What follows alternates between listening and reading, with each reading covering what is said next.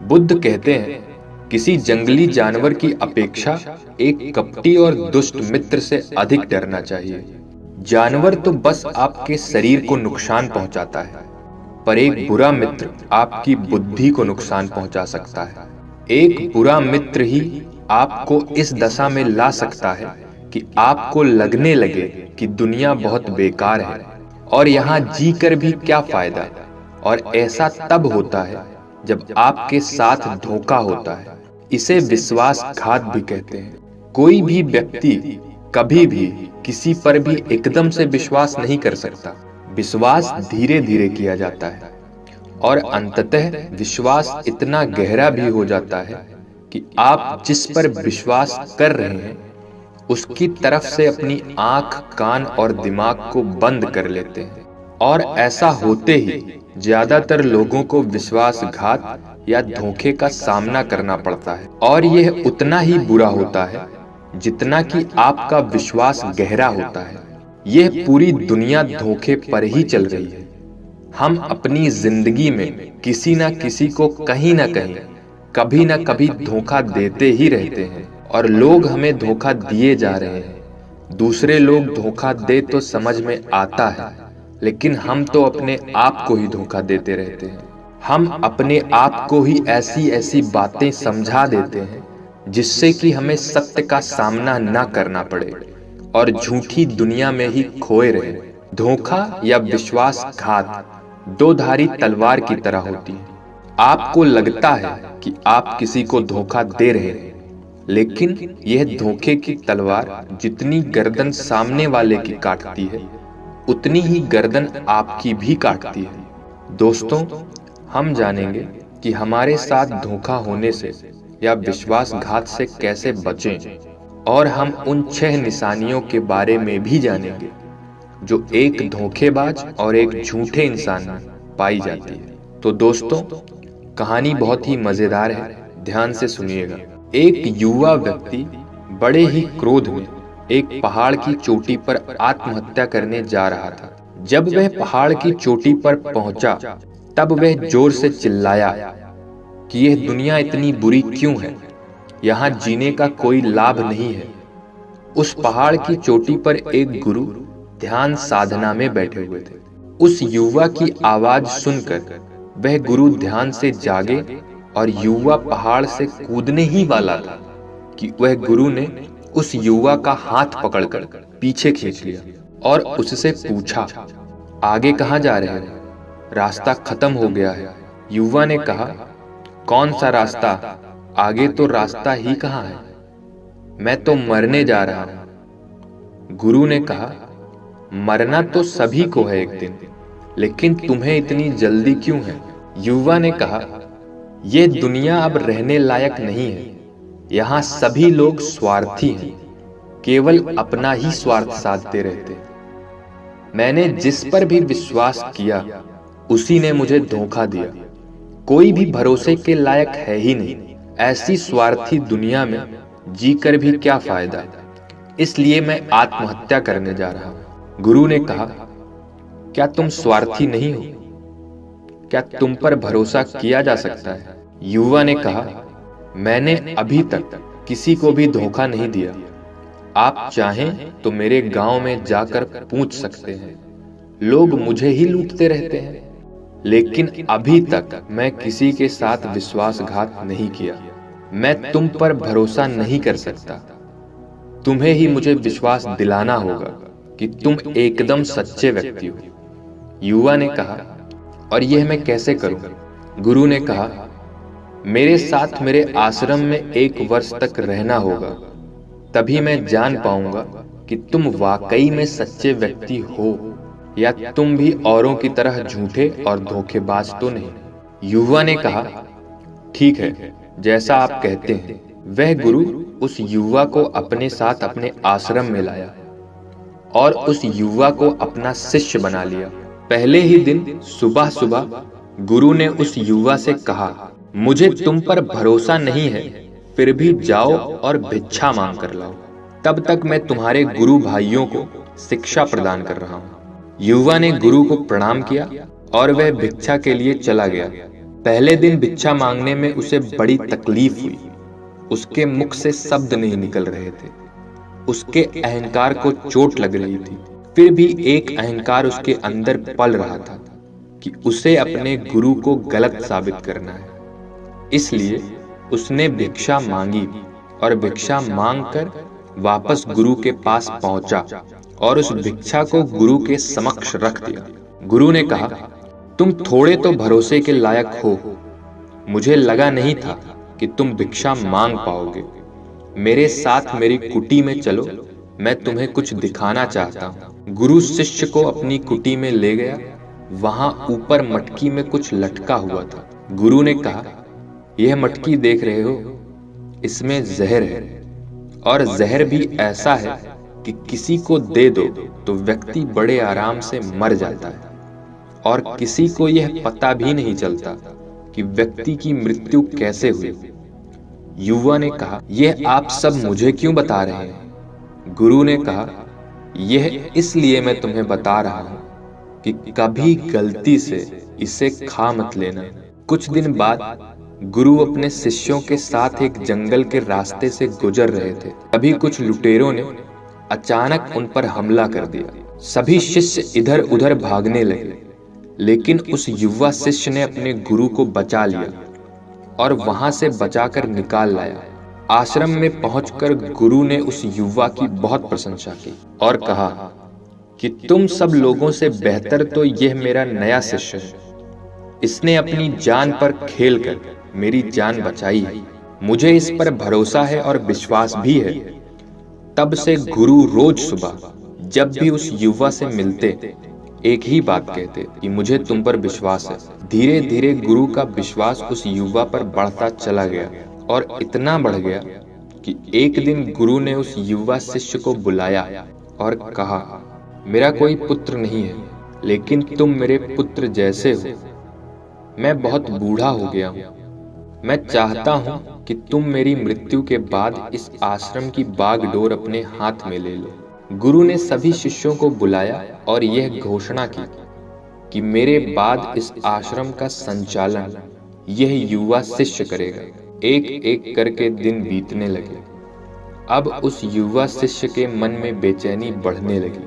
वह रोज सुबह यही देखता कि गुरु की सेहत पर कोई प्रभाव पड़ा है या नहीं। वह जल्द से जल्द आश्रम को अपने कब्जे में लेना चाहता था, और गुरु थे कि उनकी सेहत पहले से बेहतर होने लगी थी। उस शिष्य की रातों की नींद चली गई। वह रात भर यही सोचता रहता किस प्रकार गुरु को रास्ते से हटाया जाए और किसी को पता भी ना चले।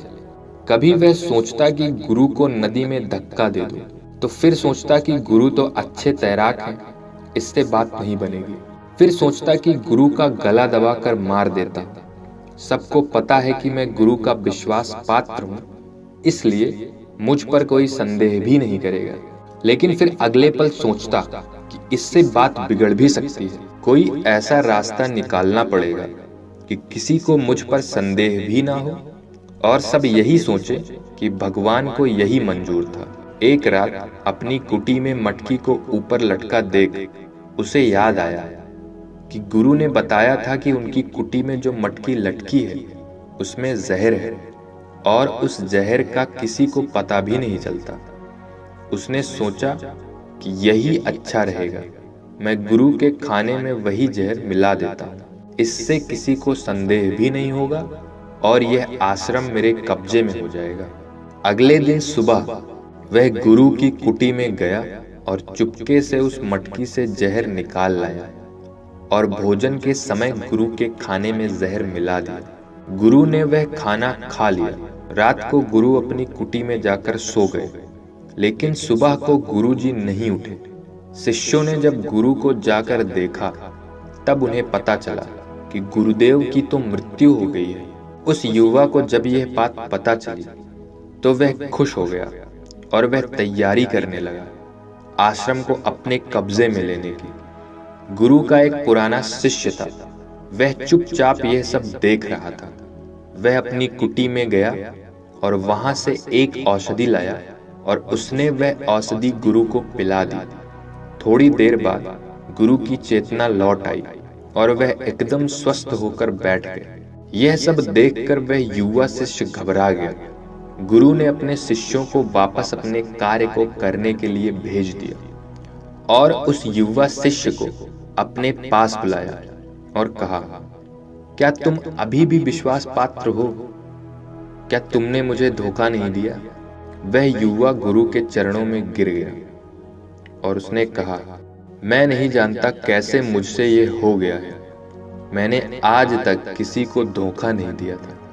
लोग मुझे ही दिया करते थे, पर पता नहीं क्यों और कैसे मैंने अपने साथ धोखा किया। गुरु ने कहा, तुम मुझे धोखा दे ही नहीं सकते थे, क्योंकि मैंने तुम पर कभी विश्वास किया ही नहीं। मैं किसी भी मनुष्य पर विश्वास नहीं करता। मैं अपने कान, आंख और दिमाग को खुला रखता हूँ। मुझे जो दिखता है उसी पर विश्वास करता हूँ। और मुझे तुम में लालच दिखाई दे रहा था। यह लालच भी मैंने ही तुम्हें जानबूझकर दिया था, क्योंकि विश्वासघात 3 चीजों पर टिका होता है: स्वार्थ, लालच और ईर्ष्या। युवा ने कहा, गुरुदेव, मैं इन सब से कैसे बच सकता हूँ? गुरु ने कहा, अपने आप को पढ़ो, अपने आप को जानो। मनुष्य के भीतर असीम संभावना है। वह कुछ भी हो सकता है। और जब भी तुम कुछ होने जा रहे हो, तब अपने पर ध्यान दो कि तुम क्यों बदल रहे हो, कौन तुम्हें बदल रहा है, क्या बदलाव अच्छा है? यह सुनकर युवा ने गुरु को प्रणाम किया और उनसे कहा, मैं आपका ही शिष्य बनकर रहना चाहता हूँ। मैं इस ज्ञान को प्राप्त करना चाहता हूँ कि मैं कौन हूँ, क्या हूँ और कैसे मैं बदल सकता हूँ। गुरु ने यह सुनकर कहा, हमारे आसपास आपको ऐसे बहुत से लोग मिल जाएंगे जो मिसाल हैं कि उन्होंने कभी भी किसी स्वार्थ, लालच, ईर्ष्या में आकर कभी भी किसी को धोखा नहीं दिया है। धोखा आदमी तभी दे पाता है जब वह यह समझने लगता है कि वह जो कर रहा है उसे कोई देख नहीं रहा और किसी को इसका पता भी नहीं चलेगा, और जो वह कर रहा है वह सही है। फिर अपने आप को बचाने के लिए वह तर्क और दे देता है कि मैं तो कुछ कर ही नहीं सकता था, यह तो मेरी मजबूरी थी। जब आप किसी को धोखा देते हैं तो याद रखें, उस व्यक्ति की आंतरिक चेतना को हम ठेस पहुंचा देते हैं और वह इतनी बुरी तरह आहत हो जाता है कि उसका भरोसा सभी से उठ जाता है और वह अकेला महसूस करने लगता है। इसलिए अगर आप चाहते हैं कि आप धोखा ना खाएं, तो हमेशा अपने कान, आंख और दिमाग को खुला रखें। लोगों पर भरोसा करें, लेकिन जरूरत से ज्यादा नहीं।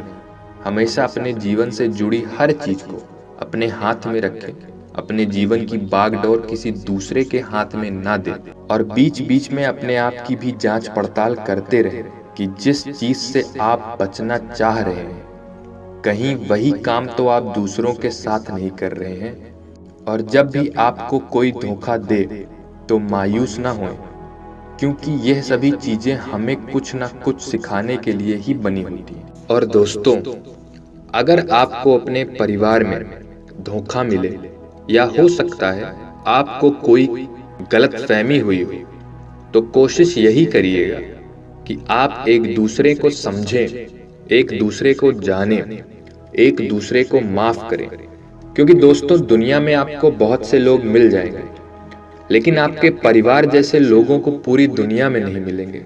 हाँ, उनकी बात अलग है जो आपके परिवार से बाहर के लोग हैं, जैसे कोई दूर का सगा संबंधी है, तुम्हारा पड़ोसी या कोई मित्रजन। ये 6 निशानियां हैं एक धोखेबाज इंसान की, जो आपके साथ चीट कर सकता है। एक झूठे इंसान की, जो आपके मन की शांति तक छीन सकता है।